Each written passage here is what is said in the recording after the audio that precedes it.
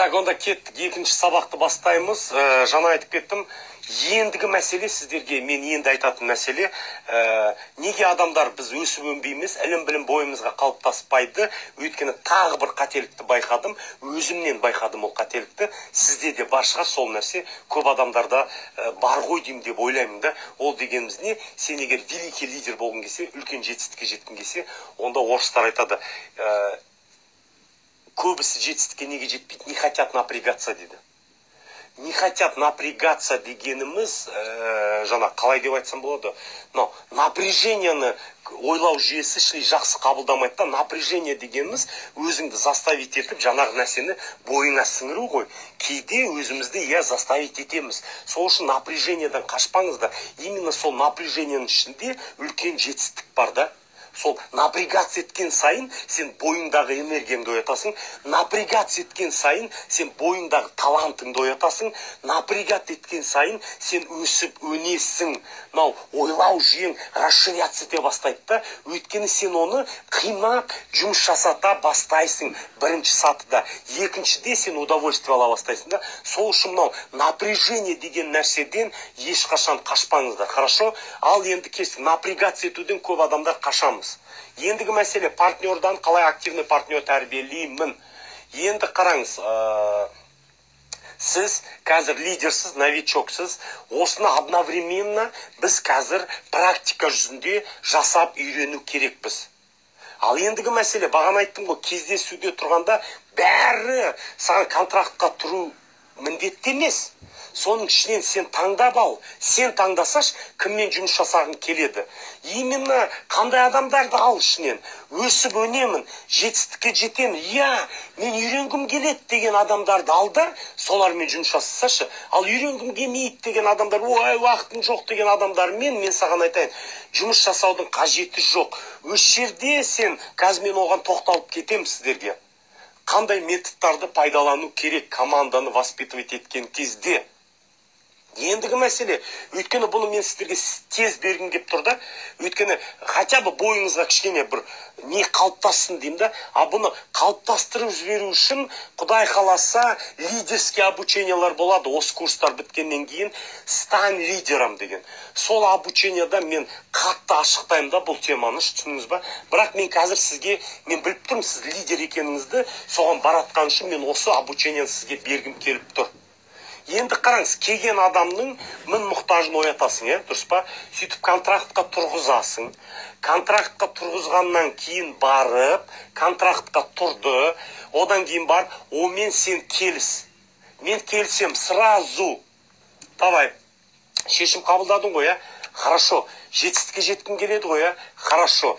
Ендігі мәселе бірінші, мен оның арманын оятам. Арманын қалай оятам? Өз арманымды айтамын, өзім қалай ояндым, сөйтіп сол арқылы оның арманын оятам. Сөйтем де өз арманымды көрсетемін, сөйтем де осы арқылы қазір мен жетістікке жеткім кеп тұр. Осындай бір құрал бар деймін. Сөйтем де оның арманын оятамын да, бір-екі жаңағы мін мұқтажын біліп, оны арман қылам. Бірінші мін мұқтажын білем, екінші арман қылам. Сөйтем де арманын оятам да, именно маркетинг план бар ғой біздің, сіздің, біздің деймін. Сіздің, біздің, өшім, біздің болып тұр ғой ішінде, сіздің маркетинг планыңыз бар ғой. Сол маркетинг планның ішіне соны арманын кіргізіп жіберем ғой. Ол дегеніміз қалай, сіз түсіндірдіңіз ғой маркетинг планда. Жаңа құм сағатты айттыңыз, сөйттіңіз де маркетинг планда ақшаны көрсеттіңіз, подарканы көрсеттіңіз, ол уже көтерілді да. Сөйтесіз де контрактқа тұрғаннан кейін арманын оятасыз да маркетинг планға жалғасаңыз. Ең такой стратегический метод. Ол деген статусқа жалғап қойсаңызшы.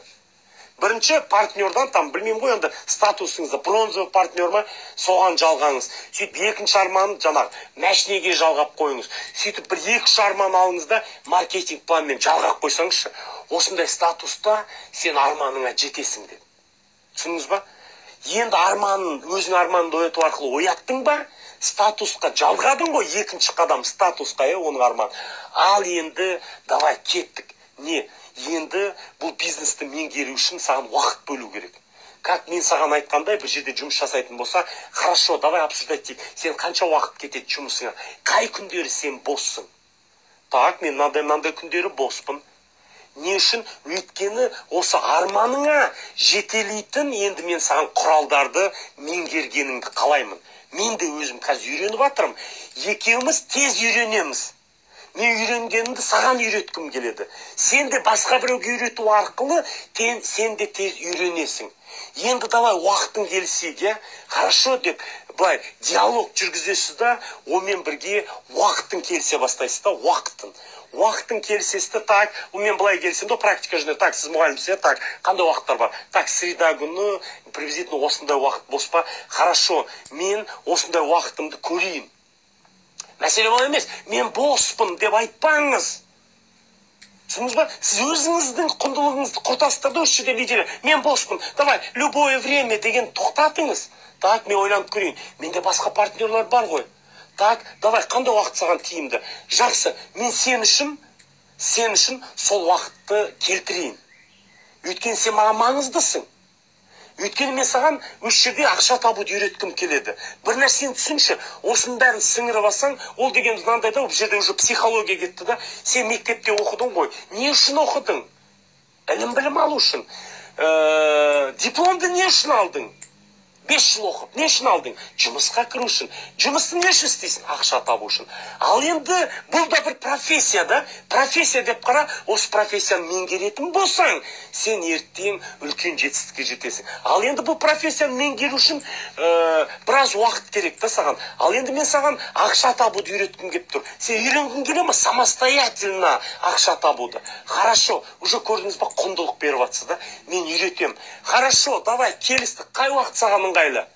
Хотите, онлайнмен де істесеңіз болады. Не обязательно, бір нәрсе түсініңіздерші. Көбіміз офлайнға байланып қалғанымызда, мен де онлайнмен кездесу жасаңыз, онлайнмен де үйретіңіз. Жаңағы, жақсы болып па онлайн деген, қолым тимейді анамна үйде дегенде. Хорошо, давай онлайнмен көрейік. Бір жарты сағат, 1 сағат бірақ уақыт бөлуің керексің. Бірақ түсінші, ол уақытты не үшін бөліп атсың? Мен саған үйреткім келеді. Сен соны сіңіріп, бойыңа сіңірсең, мен саған ақша табуды үйретемін. Соны білетін болсаң, саған керемет болады. Ертең сен соны бойыңа сіңіріп, соның қыр-сырын үйреніп алғаннан кейін барып, сен ақша таба бастайсың. Енді менің мақсатым саған ақша табуды үйрету. Мен саған уәде бердім ғой, ал енді сен уақыт бөл. Давай екеуміз сол уақытты келсейік. Бірақ мен саған айтқым келіп тұр. Кейде неше түрлі жағдайлар болып қалады, Мысалға, келемай қалатын болсаң, сенен сұранам, заранее маған айтшы келемайтын күндеріңді, өйткені мен басқа тіршілікпен айналысып кетейін. Хорошо, осыны келісіп алайық. Потому что мынандай нәрсе бар да, мен сіздерге айтайын, құрметті достар, көптеген лидермен, новичоктармен көптеген тәжірибе болды да, көбісін жылап келеді, мен қолымнан келмей жатыр, не істеймін, мынау деп анау жағдайын айтады, бүйтеді да, сіздерге де сөйтіп келіп жатқанша да, сол кезде мен бүйтіп айтатын, мен сізді түсінем.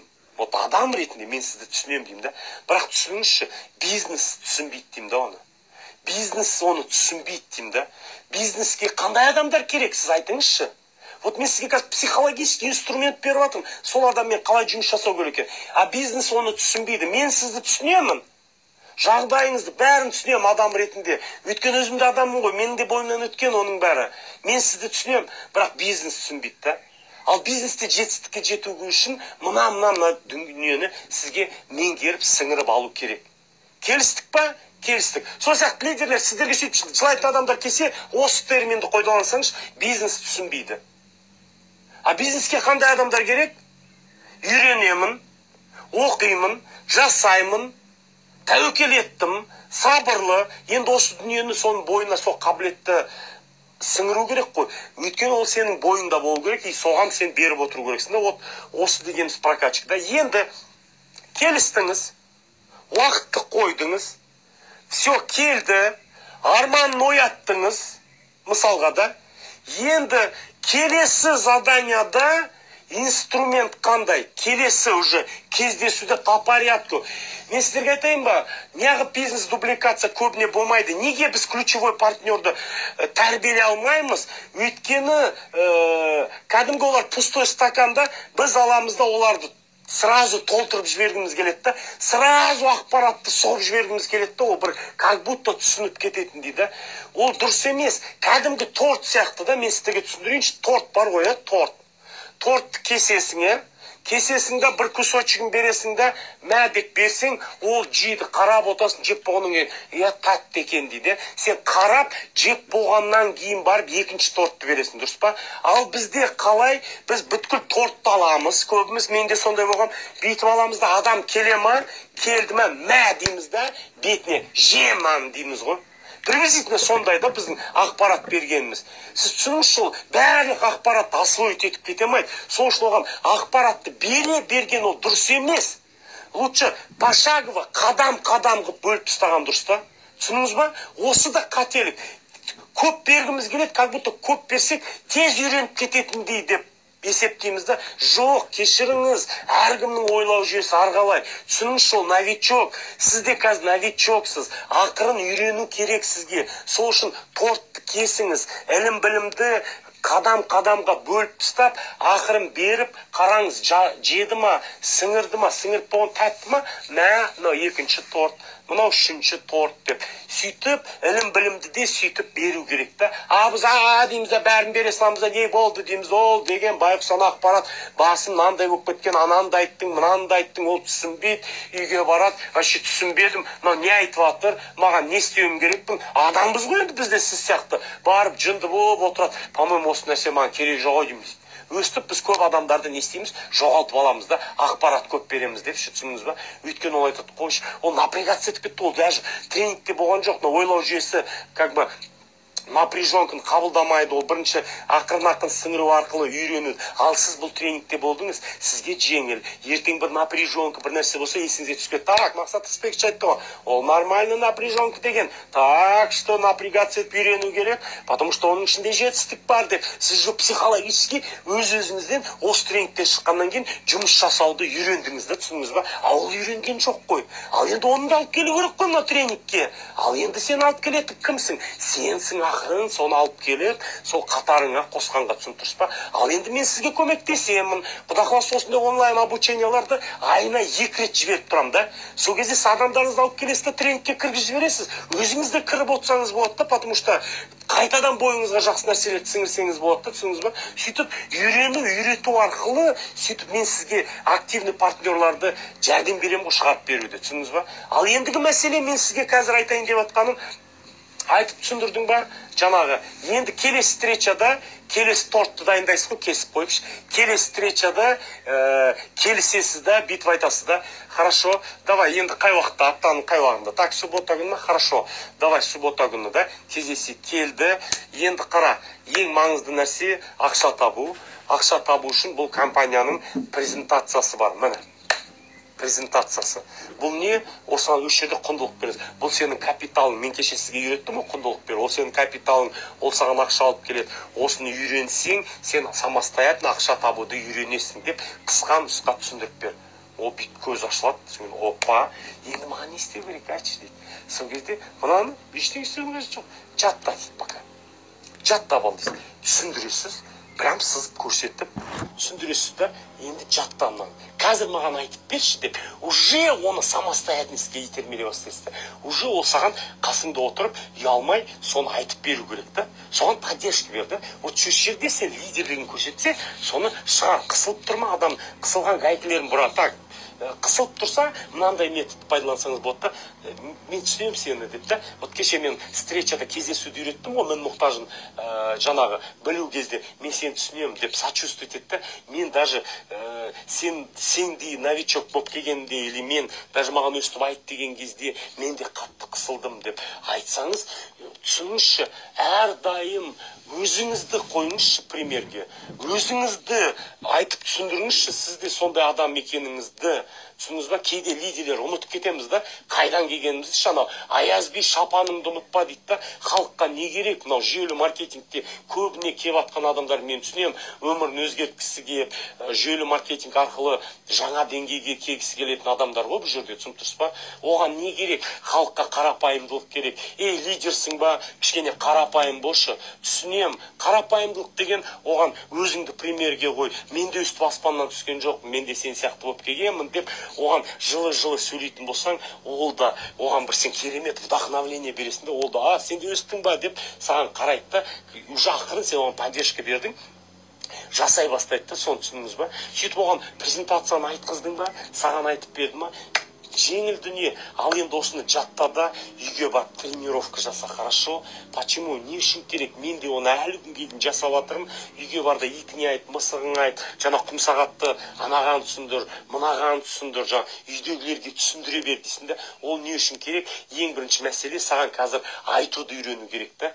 Осы жерде наставник керек та. Ол қысылып қалуы мүмкін. Сол кезде сен айтуған, саған мәселе осыны айтуды үйрену керек. Дұрыс айту, бұрыс айту емес, ең бірінші айтуды үйрен деп сен оған құндылықты берді. Ал енді келесі кездескенде, давай сен осыны жаттап кел, хорошо? И екеуміз бірге айтамыз. Все болды. Кетті үйіне, ақырын келді, бизнапряг, презентацияң келді, алдыңа келді, не қылды? Жаттап келді. И уже саған айтып атса, жаңағы бір-екі домашний заданияңды. Бір нәрсені түсініңізші, егер сіз оны ключевой партнер қылғыңыз келсе, оған сіз көрсетіңіз. Мысалға презентация. Енді екінші нәрсе келді ма, мысалға да, ендігі мәселе презентацияны ол жаттады ғой. Ендігі мәселе список знакомықпен қалай жұмыс жасау да. Список знакомых деген не? Ол сенің капиталың да, допустим, мен сіздерге айтып келдім ғой оны. Так, енді список знакомықты ол составлять ету үшін сен бірінші өзіңкін көрсетсеші. Проблема, көп лидерлер өзіңкін көрсетпейді. Мен не айттым изначально? Адам деген сенің істегеніңді істейді дедім ғой. Сенің айтқаныңды істемейді, партнер, түсінші. Сенің істегеніңді істейді. Сол үшін оған көрсетіп отырсаң, ол жасауға бейімделеді. Егер көрсетпейтін болсақ, бізде мынандай методта диктаторский методты қосамыз. Бүйту керек, сөйт, давай мотивация, давай бүйтейік, сөйтейік дейміз да, көбіміз инструмент бермейміз да. Көрсетпейміз да, қалай жасау керек екен. Сол сияқты сен берсе сол списокты қолына, сөйтіп көрсет, міне менде список знакомых бар, әлі обновлять етіп жатырмын. Хорошо, давай отырайық. Мен саған көрсетейін, өз списогыңды көрсет, оған қағазын алып кел, ручкасын. Давай, мен өстіп жазғам. Давай, мен саған көмектесейін деп, бір-екі қандай адамдарың бар, соткаңды аш деп, бір-екі 4-5 сен жазып берді, и қолына ручканы берді, ал енді сен жазшы деп. Уже көрдіңіз ба, ақырын самостоятельностьке бейімдеп жатырық та. Түсініңіз ба? Егер сол нәрселерді ол сен дұрыс түсіндірсең, дұрыс түсіндіру арқылы оны оятсаң, ол сол нәрселені ақырын жайлап үйренетін болса, мен сізге айтайын, уже бір-екі домашний заданияны жасап келсе ол адам, значит, активный партнердің иісі шыға бастады да. Түсініңіз ба? Уже көріп тұрасыз да, активный партнердің. Ал енді активный партнер емес екенін қаяқтан білесің? Осы жерде мен сізге айтқым келіп тұр, осы жерде адамға, осы жерде мен анау Шыңғысхан методын пайдаланғым келіп тұр да. Шыңғысхан методы қандай? Шыңғысхан кезінде үлкен империя құрған кезде уәзірлеріне айтады екен, мына уставты түсіндіріңдер деп айтады екен солдаттарға да, осындай устав бар, бүйтуге болмайды, сөйтуге болмайды деп осыны айтқызыңдар, жаттатыңдар деп айтады екен. Сол кезде уәзірлер, хан ием, егер де олар түсінбесе не істейміз деп айтады. Түсінбегенін қайдан білеміз десе, сұраңдар деп айтады дейді да. Не түсінді деп сұраңдар дейді да. Ал егер істемесеші бір рет айтқаннан деп айтады дейді да, осыны сіңірмесеш десе, онда Шыңғысхан айтады екен да, қайтадан түсіндір деп айтады екен да. Қайтадан түсіндір, ғанием, не үшін мен қайтадан түсіндіруім керекпін десе, өйткені ол адам депті да. Сол кезде сен айтып отқан кезде басқа нәрсені ойлап отқан шығар, дұрыс түсінбей қалған шығар, дұрыс бойына сіңбей қалған шығар деп айтады дейді. Қайтадан түсіндір екінші рет деп айтады дейді. Ал егер екінші рет түсінбесе ғанием деп айтады дейді. Үшінші рет айтады дейді, басын ал деп айтады екен да. Ол никогда түсінбейді. Мен сізге басын ал деп атқан жоқпын. По идее, сол сияқты да, бір-екі домашний задание, егер бір рет сіз, кәдімгідей мен айтқан порядокпен, мен айтқан инструментпен, осы құндылықпен, соны новый подходпен жаңағыдай айтып, презентацияның құнды екенін түсіндіріп, ол саған ақша табуды үйретемін мен саған деп, сөйтіп құндылық беріп барып айтып, ол мен келісіп, егер де ол домашний задание жасамауы мүмкін да бірінші рет та келіп, сіз көрсетпеді, жасамаса, онда мен сізге айтайын, ол адам ештеңке түсінбеді, қайтадан онлайнмен шығыңыз да, оған маңызды екенін түсіндіріңіз, хорошо? Ал егер де ол адам екінші айтқаннан түсінбесе, терпениеңіз жетсе, үшінші түсіндіруге рұқсат. Төртінші түсіндірмей ақ қойыңыз. Сразу мен айтамын. Біз не істейміз? Бізде қандай подход, шынымен мойындайық, иә? Мына жерде отырған көп лидерлерде түсінсе де түсінбесе де, давай, саған керек қой, давай бүйтейік та, сөйтейік та деп айта береміз. Сөйтеміз, ол уже қаша бастайды да бізден, түсіндіңіз ба? Түсіндіңіз ба? Сол үшін үшінші рет айттым, терпениң жетсе айт, мен айтпайтын. Үшінші ретте айтатын кейде, егер потенциалын көріп тұрсам, может ол адамда проблема болып жатқан шығар. Сол үшін мен сізге айтам, мен мұқтажын білсеш деймін. Кейбір айтады, Мақсат Рысбекович, менде қазір дайын емес, бір аптадан кейін дайын болып келсем бола ма дейтіндер бар. Адамдар ғой, айтам, болады деймін. Бірақ шешім қабылдап кел деймін да. Маған сен үйрету үшін, сен үйренгің келу керек деймін да, сөйтіп кел деймін да. Түсіндіңіздер ма? Сол кезде ол түсінеді да. Сосын кейін бар, екінші мәселе, егер адам сіздің айтқаныңыз істемей жатыр ма, ол кезде мен сразу ол адамды екінші рет түсіндіремін да, үшінші рет шақырып алам. Давай былай істейік деймін да. Мен байқаймын, сенде не жағдай? Сразу эмоцияға берілмеңіз. Хладнокровный болып үйренсең, так, кешіңіз, сізде қандай жағдай болды? Анау күнгі анау мәселені білгім келіп тұр, мен уақыт бөліп жатырмын, біз келістік сізбен. Осыны да шартқа отырдық. Жалпы бәрі дұрыс па, ауырып қалған жоқсыз ба, или бір проблема болып қалған жоқ па деп сұрайын. Кейде айтады, ауырып қалдым, или осындай біреу қайтыс болды. Адамбыз ғой бәріміз, түсініңізші. Сол үшін эмоцияға берілмеңіз. Көп лидерлер эмоцияға беріліп, ашуланып, өз мінезімен структураны шашып беріп жатады. Өз мінезімен. Соған беріліп қалмаңыздар. Бірінші мен мұқтажын білгеннен кейін айт, хорошо, былай істейік деп. Мысалы, кейбіреулер бар, үйдің домашний проблемасын айтып келетіндер көп, е? Ой, менде мынандай проблема болып жатыр, не істеймін, ау деп. Мен ондайға сразу айтам, давай былай бүйтейік деймін да, пока сен барда домашний проблеманы шешіп кел, сосын кейін барып шешілгеннен келе бизнеске деп. Өйткені ол бизнеспен екеуін алып жүрмейін деп тұр да. Өйткені ол новичок та, түсініңізші, ода тәжірибе жоқ. Түсіндіңіз ба? Сол үшін мен соны шешіп кел, сосын барып кел деймін да. Сол кезде ол адамдар маған тартыла бастайды да. А сіз не дейсіз? Ой, мен домашний проблема бола берсін, мынаны істей бер, үйте бер деп, оны грустетіп, как бы убеждать ете бастайсыздар. Жоқ, керек жоқ. Мен мұқтажын білсеш. Сосын кейін бар, егер адам істемейтін болса, мен сразу айтам, давай былай істейікші деймін. Ренжімеші сен деймін. Видимо, қолың тимей жүр деймін да. Я менде де ондай болатын деймін да. Былай істейік, сен пока потребитель болған продукцияны изучать етіп, пока продукциямен таныса берші деймін да. Мне кажется, сен дайын емес сияқтысың деймін да. Мен айтам, ол айтпайды, түсіңізші, мен айтам.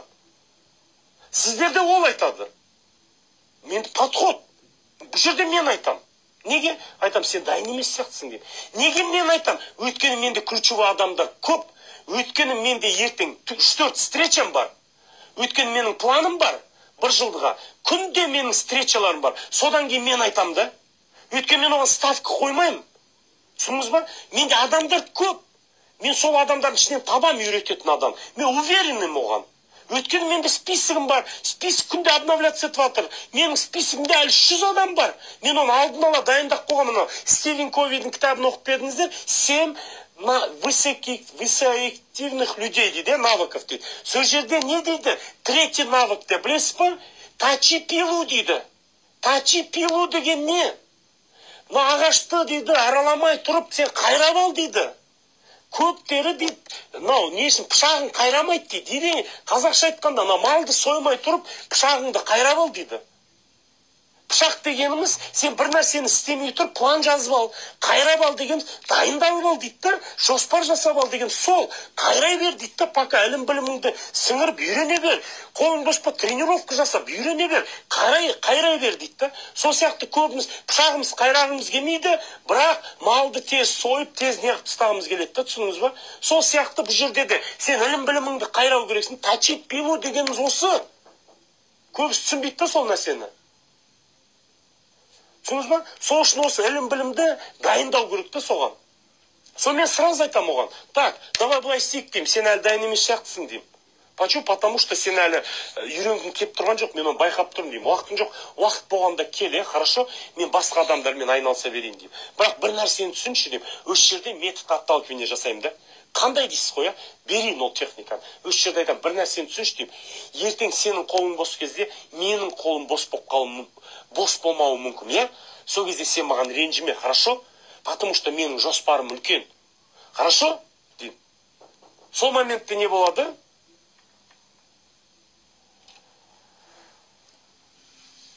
Қазір бір минут. Сол моментте не болады?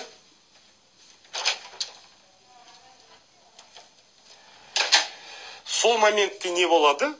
А сол моментте мен сізге айтайын. Ол адамдар не істей бастайды? Ойлана бастайды. Ал бізде подход қандай? Жүрші, жалынып, керек қой саған өй деп структура құрамыз. Сосын кейін барып, тағы да өлең, сол өлең ол. Сол өлең жаттай бастаймыз. Сосын екінші өлең басталады.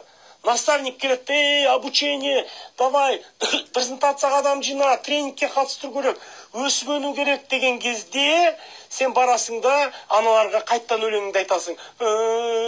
Жүріңдерші, ят болды, наставниктен пока отыра тұрыңдаршы, мен сендерге шай беремін, деп жалынасыз оларға қайтадан. Бір-екшеуін жалынып алып кеп сөйге отырыс болды. Ол өзінше болып отырады. Сен жалынып алып келдің, ол өзінше. Че-то мынау ұнамай жатыр маған мына кісі. Қалай айтып жатыр өзі деп сөйтіп өзінше бола бастайды да. Түсіндіңіз ба? Или мынау тренер маған ұнамайды. Че-то мынандай дұрыс емес қой мынаның деп. Өйткені сен оны жалынып алып келдің де, ол дайын емес ол обучениеға. Түсініп тұрсыз ба? Ол дайын емес, шынымен ол дайын емес. Сен оны жалынып алып келген адамың ол дайын емес. Ол критиковать етеді осы жерде. Наоборот, сен құртасың сол жердегі отырған обучениені. Сосын барып, үшінші өлең қосылады сенің. Үшінші өлең қандай ойбай, қолға келмей жатыр. Менің адамдарым мынандай екен, наставник мен дұрыс үйретпеді, енді не істеймін, қалай жазам мен мықты адамдарды, бізде осындай адамдар, мен андай адамдармен сөйлесе алмаймын, мен қорқамын, енді не істеймін, деп сол басында сол өлеңмен келдің, сол өлеңді айтасың да, MLM бизнестен ассалаумағалейкум деп қоштасып кетесің ғой. Сөйтесің ол MLM бизнестен кеткеннен кейін бар, сен төртінші өлеңді айтасың. Төртінші қандай өлең? Төртінші өлең, ой бай, бәрі нашар екен, шағым айтасың, кінәлайсың, жаман екен, вообще құрсын, маркетинг план нашар екен дейсің де, сондай адамдар көрем, басқа компанияда жүреді. Басқа компанияда. Ол жерде де сол өлеңмен барады ол да. Сол баяғы үйреніп қалған өлеңі, бойына сіңіп қалған сол өлеңін айтып жүреді ғой. Ол да тренингке қатысады. Ол да кеп қатысып кетеді тренингке. Сөйтеді, дейді да, сөйтіп кетеді да, қайтадан өлеңін ауыстырмай, өлеңін айтып жүре береді ғой. Сөйтіп сол өлеңмен өлеңдетіп жүреді да. Түсіңіз ба? А мен уже айттым, өлеңді ауыстырсашы деймін да. Өлең деген новый подходты ал, соны ал, бойыңа сіңір. Сөздерің, осындай қателіктер бар да. Өстіп создавать етіледі да, көп структуралар. Қызық па? Енді ол солай енді. Қатты айтты деп, ма ренжімеңіздер енді. Жалпы сіздерге мықты өлең деп қояды Айжан. Осы өлеңді бәріміз, сосын кейін бар бұл, өзіміз ол өлеңді айтып қоймаймыз ғой. Елдің бәріне айтқызамыз ғой, жылауықтардың өлеңі деген өлеңді елдің. Соңын бәріміз хормен айтамыз ғой. Өңке ана неудачниктер жинап аламыз да, хормен айтамыз. Бізге керек жоқ ол. Бізге обучение қажет жоқ. Мен білемін өзім. Так, біз бүйте аламыз. Бізге ұнамайды ол деп. Тағы да өлеңдер басталады, недовольны адамдардан құралған командалардан сондай өлеңдер көп кете бастайды да. Сосын бәріміз общий жаңағы недовольствоны өлеңін айта бастаймыз да. А оның зачинчигіне причина, ол именно сол ошибка деп басынан дұрыс шақырылмаған, басынан дұрыс соған үйретілмеген. Түсініп тұрсыз ба? Содан кейін бар, ол жинала береді да, ол мынандай дүние болып, бейттір бетімізге келген кезде, ойбай маған не болды деп шығасыздар ғой. Не істеуім керекпін, ананы қарашы деп. А мен сізге айтайын, ол дұрыс подходтарды меңгеріп жүр, ол қателігіне анализ жасап жүр. А сен де жасасашы қателігін анализ. Мен сізге айтайын, қатты болса да айтайын, мен талай лидерлерді көрдім, мынау 17-18 жылда да, қазір де общаться етіп келатын. Сопровождением да бар, менторский курсым да бар да, меніңше. Лидермен жеке жұмыс жасайды. Қалай командамен? Менде мынандай курс бар, менторский да. Сізбен де и командаңызбен де жұмыс жасаймын да. Сол кезде тез эффективностіңіз көтерілді да. Сізбен де и командаңыз. Сізге де құндылық беріп өтемін да, сол жерде ше. Сондай курс бар да. Сол кезде мен бір байқағаным, мен сізге айтайын, 20 жылмын дейді да, 15 жыл болды MLM бизнесте деймін да, сұрақты қоямын да, қалай мына ключевой адам тәрбиелеу керек, практика жүзінде айтып беріңізші, не істеу керек, вообще, презентация деген, не деген, элементарный сұрақтарды қоямын. Сіз білесіз ба, не деп айтады? А? Не деп айтады? Білемін мен оны, айтқым келіп тұрған жоқ деп қояды. Мен сөйлесейікші сізбен деймін да, мен де түсінгім келеді. Может, сіз менен де жақсы білетін сияқтысыз, мен де үйренгім келеді деп. Мен де сіздерден үйренем, осы жерде отырған кісілерші. Мен де сіздерден үйренем көп нәрсені. Потому что адам бойында жақсы қабілеттер көп. Мен де сіздің бойыңыздағы бір жақсы қабілетіңізді сіңіргім келеді. Сізден де үйренем. Шынымен де мен солай үйренем да. Потому что менің санам үйренуге мен дасап қоғамда, мен білмеймін көп нәрсені. Сократ айтып кеткен, білем деп ешқашан айтпа, сен қашан білем дейсің, санаң жабылады, ештеңке үйренемей қаласың дейді. Наоборот, білмеймін, үйренетінім көп деп айт, сол кезде сен үйренесің, түсініп тұрсыздар ма? Сол кезде сен үйренесің. Мына курс қаншадан деп сұрап атқандар, менің жеке чатыма осы жерде тұр ғой, жазасаңыздар, сол жерде телефонды алып, сосын хабарласамыз. Ол просто мен айтқым келген жоқ, но просто айтып атқаным керек болса деп. Сол сияқты нәрсе да бұл жерде. Мен санам ашық болсам, мен үйренем. Сен лидер болсаң, мен саған совет беретін едім. Лидерсің ба? Мейлі командаң мықты ма? Мен де лидер болғам. Мен де президент компания болғам. Командаң мықты ма? Менің де қателіктерім көп. Келесі обученияда мен сіздерге, 5-ші обученияда мен өз қателіктерімді сіздерге ашып айтып берем. Не үшін ашып айтып берем? Өйткені сіздер сол қателікті жасамасын деп. Түсініңіздер ма? Сосын партнердан активный партнерді қалай тәрбиелеу сабағы бүгінмен бітіп кетпейді. Бүгінмен. Өйткені оны тағы да түсіндіргім келіп тұр да. Құдай қаласа келесі жол тағы да оның продолжениесі бар. Өйткені осы да маңызды нәрселер. Осыны сіз түсініңізші. Ендігі мәселе жаңағы санаң ашық тұрса сен үйренесің. А лидерге айтатыным, санаңды ашық тұқта. Мысалы сенің обучениең бар ғой, ал обучениең. Сөйтті өз обучениеңді жақсы киіндіре берсе, өзінде де бар ғой обучение. Менде де бар. Менен ал жақсы жағын, өз обучениең киіндіріп қой жақсы қып. Мен сенен алайын жақсы жағын, өз обучениең киіндіріп қойын. Простота көбейтіп, улучшать ете берсең, любой художниктердің картинасы сияқты ғой, шедевр қайдан шығады дейді да. Шедевр. Шедевр, онымен күнде жұмыс жасап, ойланып, күнде бір нәрсе добавлять етіп, алып тастап, бейтіп, ойланып атқанда мықты керемет дүниелер шығады да. Түсініңіз ба? Сол фокуспен, концентрациямен сен соны жасап атқан кезде сөйтіп шедевр шығарасың да. А любой адам оны істей алады да. А бізге мешать ететін не? Жаңағы кертартпа түсініктер, қолымнан келмейді, анау деген дүниелерді неге толтырып алғанбыз да. Как бы солармен оправдываться етіп, деп, ондай болу үшін бүйту керек деп. Қазір мысалға, сіз осы обучениеден өткеннен кейін мен сізге айтайын, сіздің мышлениеңіз ауысып шығады. Гарантия берем, барлықтарыңыз басқаша ойлай бастайсыздар. Неге? Сөйтті осы обучениеден өтпеген адамдармен әңгімелесіп көрші. Қоршаған ортаңдағы адамдармен, сол байқашы солардың пікірін. Не деп айтады? Көбісі ақталып атады, көбісі шағым айтып атады, біреуді кінәлап атады. Ештеңке сенбейді көп адамдар, сенім жоқ. Кешіріңіз, үйтетін адамдар қалай жетістікке жетеді, түсініңіз ба? Хорошо, сіз келдіңіз осы обучениеға да, осы жерден біраз нәрсені бойыңызға сіңіріп атсыз да. И осыдан кішкене болсын сіздің өмірге деген көзқарасыңыз, зрачоктарыңыз көтеріліп, кішкене өмірге деген бір басқаша кішкене әйтеуір көзіңіз ашылып, анау орыстар айтады, туннельден свет пайда болды дейді да. В туннеле появился свет дейді да, қараңғы жерден бір лампочка жанып тұрады да. Как-то ол сол бір сенім береді бізге. Мынау шынымен айтып тұр Мақсат Рысбекович, мына жерде шынымен осындай екен ғой. Ол кісі де осыдан өткен екен ғой. Так, ол кісі өтсе, мен де өте аламын. Или сіз историяңызды айтып жатқан кезде новичогыңыз қарап тұрады да, именно мен сияқты болған екен ғой. мен де істей аламын, значит, так, мен де жиналайын деген осы ғой, түсіндіңіз ба? Осы дүниелер простатамен, историяңмен айтып келесің да, осыны кіргізесің да. Ендігі жаңағы айтып отқаным, айтасыз партнерға. Мен отталкивать етемін, метод отталкивания. Үйреніңіздер шошын.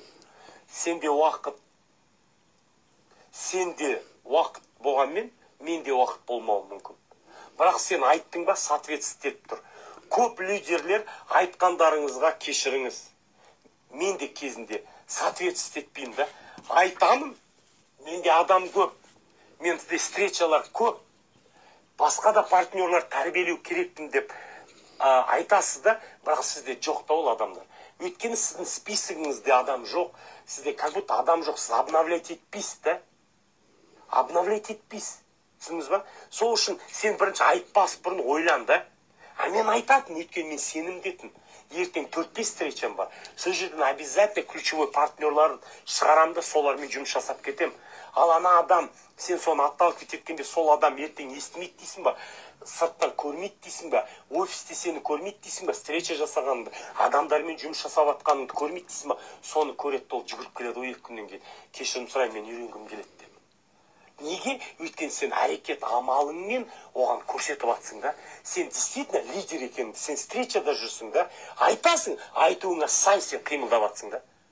Ал бұндақты өкінішке орай қазір қателік, айтамыз, бірақ айтудай қимыл жоқ та бізде. Сол қимылды создавать ету керек та. Сол кезде сенің артынан көп адамдар жүре бастайды да, ол кісі принципиальный кісі деп. Ал сіздер принципиальный кісілер жақсы көруші едіңіздер, естеріңізге түсіріңізші, мектепте принципиальный мұғалімдер жек көруші едік қой бұрын, қазір оларды не істейміз, жақсы көреміз. Сіздің арқаңызда, сіздің принципіңіздің арқасында деп, 20 жылдыққа, 30 жылдыққа барғанда, рахмет сізге, өстіп қатал болдыңыз маған. Сол қаталдығыңыздың арқасында мен осыны бойыма сіңірдім. Ал қараш, ол кісі принципиальный, құндылы болмағанда, қатал болмағанда, сіз сіңірер медіңіз бойыңызға соны. Көрдіңіз ба, өмір деген қандай?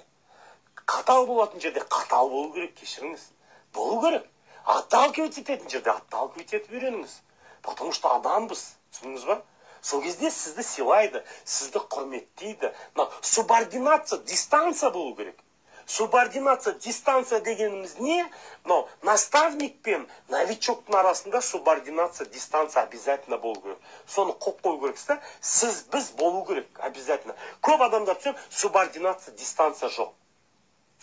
Ал оны да қоюды мен үйрете аламын да. Ол бірақ лидерский обучениеда соны қатты қозғаймын да. Қалай субординация, дистанция, қалай сыйлы құрметті болып жүру керек да. Түсіндіңіз ба? Сол сияқты көп сондай нәрселер бар да. Өйткені ол бізге байланысты нәрсе да. Ендігі мәселе, кейбіреулер бар, дәл дайын емес, жақсы дайын болмасаңыз, дайын болғанда келесі деймді, отталкивать етем. Уже статистика бар да, біреу келеді, біреу келмейді. Келмесе мен қайыр деймін да. Келмесе қайыр. А егер потребитель болып қалса, кешіріңіз, ол потребитель. Аптасына обязательно бір рет потребительдерге звондаңыз. Мәселе, сіз ойлайсыз, контрактқа тұрған жоқ деп удаление бермеу емес. Мәселе, соның тілін табу. Потребительге звондап, алло, сәлеметсіз бе, кешіріңіз, сіз анау күн продукцияны алып едіңіз ғой. Сол продукцияны, мынау енді мен сервисімді улучшать ету ретінде сізге звондап жатырмын. Бұлай емес, жүр, контрактқа тұр, болдың ғой деп айтпаңыз.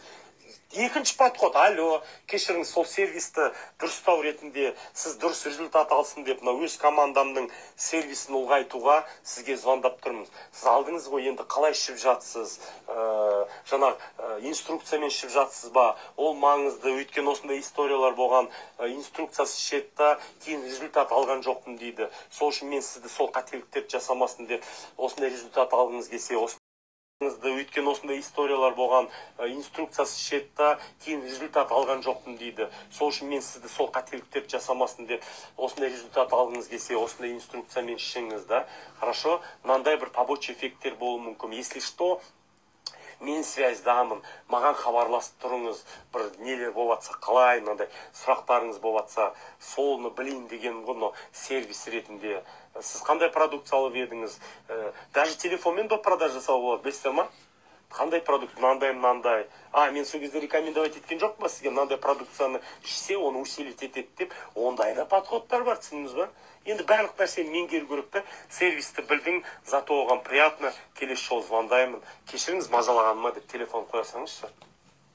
Не болады? Сізге сөйтіп звондаса.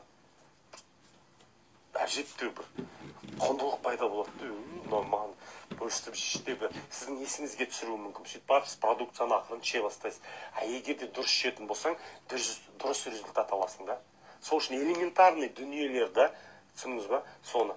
Зато оны сен впечатлять етсең, диалогың жақсы болса, сол адам ертең даже себепкер болады басқа адам ертіп дегенге. Басқа адамда продукцияға келіп, может ол сіздің структураңызда активный болып кетуі мүмкін ғой. Сіз қайдан білесіз? Білмейсіз. Беруші Аллах. Бірақ жақсылап істесем, беруші Аллах. Қайдан мен неше түрлі на практикада жағдайлар көрдім да. Бір потребительге ставка қойып жатсасы, осы істемейді, сол потребителінен бір адам шығып активизировать етіп жатады да. Сол сияқты дүниеде, сіз ойлайсыз ба, соның арқасында болған дүние деп сіз ойлайсыз ғой, мен сізге айтайын, сіздің еңбегіңіз, осы күнде қайтпай, осыны жасап, бойыңызға сіңіріп жүрген еңбегіңізді Алла тағала бағалап, сол жерден саған адам шығарып беріп жатыр. Түсінші, күнделікті сенің мынау усилияңды вкладывать еткеніне қарай, ол шығарып беріп жатыр. Ол кейде аналар ойлайды, менің адам, менің арқамда келді деп. Жоқ! Кешіріңіз, мен онымен келіспеймін, мен статистиканы байқадым. Ол сенің усилияңның, командаңның арқасында, сенің ниетіңе қарай, ниетің таза болса, соларға үйрету, соларды жетістікке жетелеу, дайымның күндіз-түні болса да, соған үйретуге, бойына сіңіртуге деген ниетпен күнде шаршамай сөйтіп, күнде сол ниет жаңарту арқылы жасап отсаң, сенің ниетіңе қарай еңбегің бағаланады ғой. Даже сомневаться етпеші, жарығым, бағаланады еңбегің. Түсініңіз ба? Бағаланады. Бірақ бағалаушы Алла тағалада ертең бағаланып кетуі мүмкін бір аптадан кейін, бір айдан кейін. Сол сияқты сынақ дегеніміз осы да. Соған шыдау керек та. Ал МЛМ бизнесте сразу результаттар бола бастайды. Түсініңіз ба? Сол сияқты партнердан активный партнер тәрбиелеу дегеніміз сондай да. Мен бірақ өзіме комфортный адамдармен жұмыс жасағанды кейін үйрендім. Мен сізге қазір бір аспаннан түскендей болмайыншы, мен де сіз сияқты қателік жасадым. Бір 4-5 жыл. Сосын кейін бар тағы қателік жасадым. Содан кейін бар тәжірибеммен мен осы нәрселерді сіңіре бастадым. Мен де көп қателік жасадым. Новый подход жасағанда мен ғой қазір сіздің алдыңызда сайрап тұрмын. Өйткені соның бәрін талдадым, бойымнан сіңірдім, өткіздім, жасадым да. Сіз дато мен сияқты 15 жыл уақытыңыз жоғалтқан жоқсыз ғой. Сіз келдіңіз осы обучение. Қандай бақытты жансыз сіз. Зато мен дайын обучениені сізге беріп жатырмын. Уақыт деген өте маңызды деп айтып кеттім ғой. Түсінесіз ба? Енді осыны бойыңа сіңірсеш, мен саған талдап беріп жатырмын. Осыны жаса деп. Енді осыны бойыңа сіңір. Так, мынандай қателіктер бар екен, осыны жасамайын деп. Сөйтіп жаңа новый подход деңістеш, мен де аспаннан түскен жоқ. Мен де қателікті көп жасау арқылы тәжірибе жинадым. Тәжірибе жасау арқылы жаңағыдай статусқа көтерілдім. Сол статус арқылы жетістікке жеттім. Сосын кейін барып, оның бәрінен бір пәсте айырылып қалдым. Сөйттім да жаңағыдай тіршілік жасап қайттан көтерілдім. Сөйттім да қайттан мен бизнес тренер болайын. Негізі мен осы бизнес тренингті жақсы көреді екенмін ғой деп, сондай бір маңыздылық келді да, сөйтіп сонды түсіндім маңызды екен. Сөйтіп қайтадан бизнес тренерлікті бастадым. Бастаған кезде маған клиенттер жүгіріп кетті деп отырсыз ба, сіз алдыңызға, ой, сен керемет тренер екенсің деп. Жоқ, кешіріңіз. Тура баяғы желі маркетингтегі сияқты болды. Барамын, бесплатный мастер-класстар қойып берем кейбір компанияларға. Сіз бесплатный мастер-классқа кіргізіңіз. Сол жерде көріңіз деймін, мен 2 сағат выступать етем. Ұнаса, ұнады деп алыңыз. Ұнамаса, маған келіңіз де маған айтыңызшы. Сенің осындай қатең бар, сен осы жерде дұрыс айтпайсың деп айтсаңыз, мен сізге ренжімеймін деймін. Өйткені маған қатеммен жұмыс жасау керек. Өйткені мен практика көп керек болып тұр маған. Өйткені мен мықты, әлемге әйгілі бизнес тренер болуым үшін осы қателіктерден маған қазір осы жерден өтіп алуым керек болып тұр маған деп. Сөйтіп ол сынаған кезде сол сынақты да мен дұрыс көтеруге қабылдап оттым. Үйге келіп, мына жерде жұмыс жасау керек екен, мына жерде эмоцияға беріліп кетеді екен, мына жерде там на поворотах тебя заносят дейді ғой, сөйтіп заносит етіп кететін болды. Кейде бізде енді шабытқа берілгеннен қызып кетесің да, кейде ауыздан авария болып кетіп жатамыз ғой, түсініп тұрсыз ба? Сол сияқты да енді сол қателіктерді мен бүйтіп резко үйреніп кеткен жоқпын да, керемет айтуды, бір жеткізуді айту арқылы, мына бизнес тренингті дамыту арқылы, мына қазақша да жақсы сөйлей алмайтын. Мына жерде менің де лидерлерім бар, дистрибьюторларым бар да, мен себепкер болған. Енді бірінші Алла ғой, мен жай ғана себепкер болған. Солардың өзі біледі. Әнеугүн жазып, Мақсат мырза, сіз президент кезіңізде бұндай емес едіңіз. Наоборот, бизнес тренер болған кезде қазақшаны жақсы сөйлейтін болыпсыз, нақтан бүйтетін болыпсыз, осындай, мынандай жақтарыңызды байқап жатырық дейді да. Солар мұны бағалап атқан. Сол сияқты мен де осыған мұны 2 жыл болды келгеніме, түсіндіңіз ба? 2 жыл болды, соны меңгеріп, қазір сіздің алдыңызға шығып, пайдалы болайын деп осы дүниені меңгергенге де маған, өйткені менде школа бар да, мен нөлден бастап жаңағыдай тіршіліктен өттім да, как-то, понимаете, психологически маған да ауыр болды сол кезде. Мен де адам ғой, мен де сіз сияқтымын. Күлгім келеді, жылаймын кейде. Болады ондай, мен де сіз сияқты адамым ғой, бір аспаннан түскен біреу емес, түсіндіңіз ба? Бірақ есть над чем работать. Әлі күнге дейін мен қазіргі наоборот, ілім білім деңгейімді күшейту үшін әр адамнан үйренгім келеді. Анадан да, мынадан да, даже баламнан да үйренгім келеді. Үйдегі баладан да көп нәрсе үйренуге болады, білесіз ба? Сол сияқты сондай бір жақсы нәрселерімді дамытып жатырмын да, сол сияқты енді сізге де пайдалы болайын деген ғой қазіргі таңдашы. Сол үшін жаңағы партнердан, активный партнерді тәрбиелеу деген сол, оны тағы да келесі обученияда продолжениесімен кигіземіз, хорошо? Сол үшін оның келді ма, домашний задание жасап жүр ма, значит, одан кішкене активный партнер шығады. Обязательно. Список знакомых составить еттің ба, келдің ба? Ал енді 4-ші мәселе, список знакомыхпен, мен сізге үйреттім оны. Телефонды ал да, список знакомыхпен не істе, звондауды үйретсеш. Өзің қалай звондайсың? Сөйтіп звонда, алло, кешіріңіз, тік, звонда, или жазып бер қағазға. Сөйтіп екеуің бірге звондаңдар. Түсіңіз ба? Звондауды үйрет. Сосын сразу айт, мынаны жазып алда, өстіп звондап, үйрен. Сразу дұрыс үйренші. Мен де дұрыс емес үйренген екенмін. Мен қалаймын сенің дұрыс үйренгенін деп. Сразу дұрыс үйретші оны. Сөйтіп үйрет, сен сөйтіп болеть ет, жан-тәніңмен істесең, адам оны сезеді ғой, түсіндіңіз ба? Сезеді адам, сен жан-тәніңмен беріліп атқан адам сіздер сезесіздер ғой. Сыртынан қарап тұрса жан-тәніңмен тірлікпен айналысып жүрген адам сезесіз ғой. Телефонды ал, сөйтіп давай, өстіп звондаймыз, көрсет 1-2 звонок. Сен үйреніп атсың, түсінші деп, түсіңіз ба? И менің мақсатым де сені үйрету.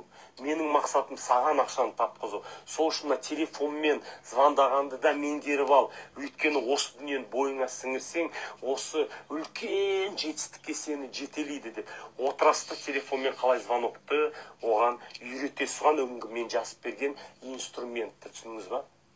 Сөйтіп соны меңгереді. Үйге барасты, список знакомых беріңіз, үйге барып, көп бермеңіз задачаға, көп бермеңіздерші задача, өйткені көп задача берген сайын адам жасағысы келмейді да, жеңілдетіп беріңізші, жаңағы торт сияқты ғой, тортты бүйтіп қақпаңыз бетіне, кесіп беріңіз, бөліп, енді адамыңызға қарайсыз да, сөйтіп ақырын-ақырыннан кішкене задачадан істетіп үйретіңізші, сөйтіп ақырын бейімдейміз да. Бұнда құртатын резкі береміз да, жаңағы көп нәрсені, сөйтіп ол ойлау жүйесімен усложнять етеді, и так ленивый мозг. Сөйтіп жасағысы келмейді да, түсіндіңіз ба? Сол үшін ақырын-ақырын кесіп, тортты бөліп, сіңірген күтіп, кішкене сабыр сақтап, эмоцияға берілмей, сөйтіп хладнокровно үйрету керек та, самостоятельностьке, түсіндіңіздер ма?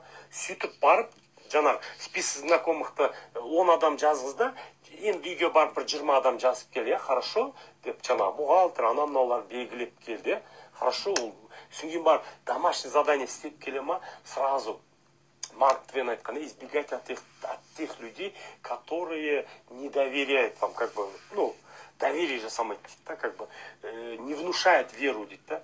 Сол сияқты мен сізге айтайын, жаңағы нені түсіне алмадым дейді, жаңағыдай адам, жаңағы партнеріңіз домашний задание жасап келді ма, мақтаңыз, молодец, мен сенен потенциал көріп тұрмын.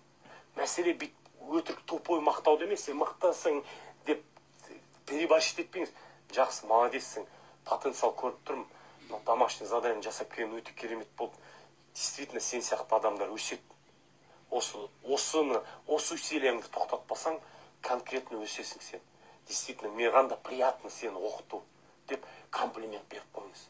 Сол кезде ода кішкене жаңа жылы сөйлеген сайын жыланымнен шығады дейді, как бы потенциалды жайлап сол искраны бересіз да. Искраны кішкене жағасыз да, сосын кейін барып искра жанғаннан кейін от ақырын ағашты сала бересіз да. Ағаш жанған сайын от көбейе бастайды, түсіндіңіз бе? Сол сияқты мәселе да.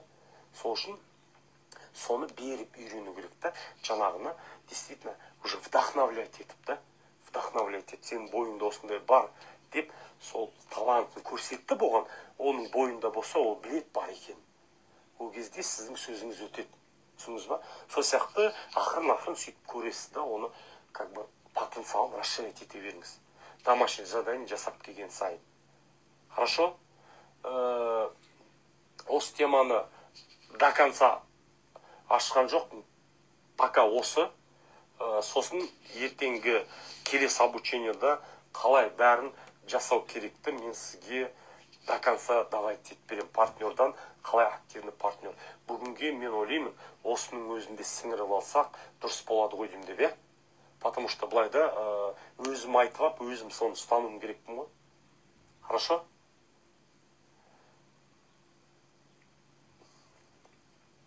Ештеңке түсіне алмадым дейді. Нағыз не дейді? Гүлзира Оразалиева. В смысле түсіне алмадым? Дұрыс түсіндіре алмай жатырмын ба? Или телефоныңыз ба? Не причина? Сіздерге үлкен бар болса қойсаңыздар болады.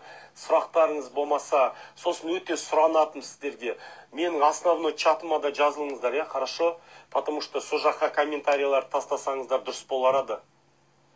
Комментарий, осы тренингте қандай эмоция алыватсыздар, чтобы елдерде как бы лептігіңіз тигізу керек болып тұрда, түсіндіңіздер ма? Соны комментарияларыңыз жасып, потому что ертең команда үлкен создавать еткіңіз келсе, егер қаласаңыз, менің обучениемнен өткенін, соларға психологически дайындап, инстаграманы рекомендовать етіп отсаңыздар, өздеріңіз үшін де жеңіл болады да. Так что сіздерге үлкен рахмет, мен сіздермен біргемін. Құдай қаласа, келесі обучениеда қалай соны продолжать етіп, конкретно сіздерге инструмент беремін. Сіздерде мұқият тыңдап жатқаныңызға рахмет. Мынау үй тапсырмасына мұқият болыңыздаршы. Обязательно встречаларды тоқтатпаңыздар. Өйткені сол нәрсе сіздерге керек болып тұр. Жасаңыздар, жасап үйреніңіздер. Мен де соны қалаймын. Ертең мен де қалаймын. Мақсат Рысбекович, сіздің 10 күндік обучениеңізден кейін мен структурам дұрыс үйреттім. Міне мен лидер болдым. Міне мен пәленше ақша таптым деп. Осы сіздің барлықтарыңызда осы сөзді айтса екен деп Алладан тілеймін. Менің ниетім сол дос. Инструментті дұрыс пайдалана білсеңіздер. Жақсы онда. Қайырлы түн, жақсы жатып, жайлы тұрыңыздар. Ертең болады, ертең орысшасы болады. Орысша.